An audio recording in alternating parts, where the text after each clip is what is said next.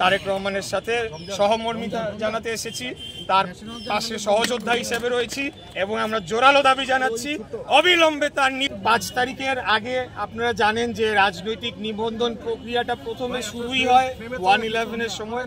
তার পরবর্তীতে আওয়ামী লীগ সরকার ক্ষমতায় আসার পর তাদের নিজস্ব প্রয়োজনে নিজস্ব ইচ্ছা মাফিক হাস্যকর কিছু দলেরও তারা নিবন্ধন দিয়েছে, যেগুলোকে তারা দামি মানে নির্বাচনী দল হিসেবে তাদের ভুয়া পাতানো নির্বাচনে ব্যবহার করেছে।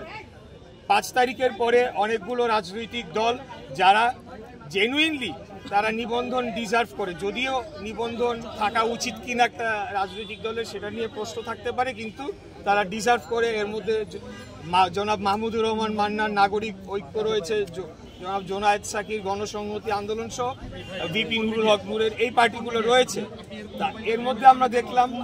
দেখলাম না, আমার সাথে তারেক রহমানের আজকে থেকে না বহু আগে থেকে যোগাযোগ রয়েছে। বিভিন্ন সময় আন্দোলন সংগ্রামে আমরা একে অপরকে সহযোগিতার হাত বাড়িয়েছি। উনি আমাকে এই বিষয়টি বলেছিলেন যে অন্য আরেকটি পক্ষের আগেই এই নামে তিনি দল নিবন্ধনের জন্য আজকে না আরো আগেই তিনি নির্বাচন কমিশনে দরখাস্ত করেছিলেন, কিন্তু আশ্চর্যজনকভাবে হলেও সত্য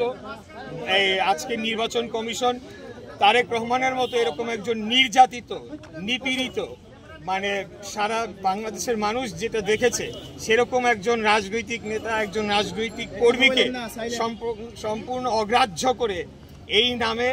এমন এক ব্যক্তিকে দলের নিবন্ধন দেওয়া হয়েছে যার বিরুদ্ধে আন্তর্জাতিক পঞ্জি স্কিম খ্যাত যে স্কিম বলে সেই স্কিমের মাধ্যমে বাংলাদেশের জনগণের হাজার হাজার কোটি টাকা লোপাট করে নেওয়ার অভিযোগ রয়েছে। তো আমরা বলতে চাই যে সেটি একটি যেমন বিষয়, আরেকটি বিষয় হলো যে কেন তারেক রহমানকে রাজনৈতিক দলের নিবন্ধন দেওয়া হবে না, আর যদি ওনাকে না দেওয়া হয়ে থাকে আর কোন কোন দল শর্ত সম্পূর্ণভাবে পূরণ করে এই বাংলাদেশের নির্বাচন কমিশনের তারা নিজেদের নিবন্ধন সম্পন্ন করেছে, সেটি প্রত্যেকটি তার ভারতের বিজেপির আদলে গড়ে তোলা সেই পার্টি, মার্কাও একই, নামটাও একেবারেই কাছাকাছি, নামটা মনে আসছে না এই মুহূর্তে, বিএফজিপি বা এরকম আর কি, একই আদর্শ নিয়ে তারা রাজনীতি করে। তো কিভাবে এই দলটি নিবন্ধন পেল? যখন তাদের অফিস খুঁজতে যাওয়া হলো, তাদের কোনো অফিস খুঁজে পাওয়া গেল না, একটা ফ্ল্যাট বাড়ির ভিতরে তারা এরকম যে 57টি রাজনৈতিক দল, তার মধ্যে খুঁজলে পরে দেখা যাবে অনেকাংশ রাজনৈতিক দল আসলে দলই না, তাদের কোনো কর্মকাণ্ড আছে কিনা, তাদের কোনো রাজনৈতিক কর্মসূচি রয়েছে কিনা, ভবিষ্যতে বাংলাদেশের জনগণের জন্য তারা কি করতে চায়, তাদের নির্বাচনী ম্যানিফেস্টো রয়েছে কিনা, তারা গণতন্ত্রে বিশ্বাস করে কিনা, এইরকম অনেকগুলো বিষয় চলে আসে। তো এইরকম একটা বিষয় যখন চোখের সামনে ঘটে তখন আমি আর নিজেকে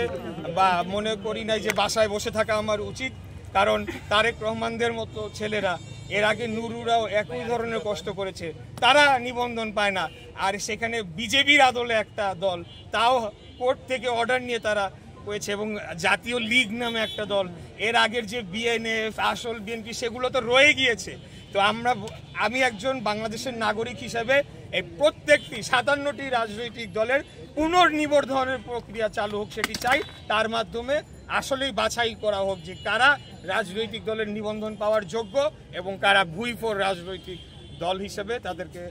ক্ষমতাসীনরা যখন যে যার সুবিধা মতো প্রতিষ্ঠা করেছে, এটি আমি বলতে চাই। এর জন্য আজকে তারেক রহমানের সাথে সহমর্মিতা জানাতে এসেছি, তার পাশে সহযোদ্ধা হিসেবে রয়েছি এবং আমরা জোরালো দাবি জানাচ্ছি অবিলম্বে তার নিবন্ধন দিতে হবে। অনেক এরকম দলের নিবন্ধনের কথা হচ্ছে, তারা কোনোটা এখন বললে তো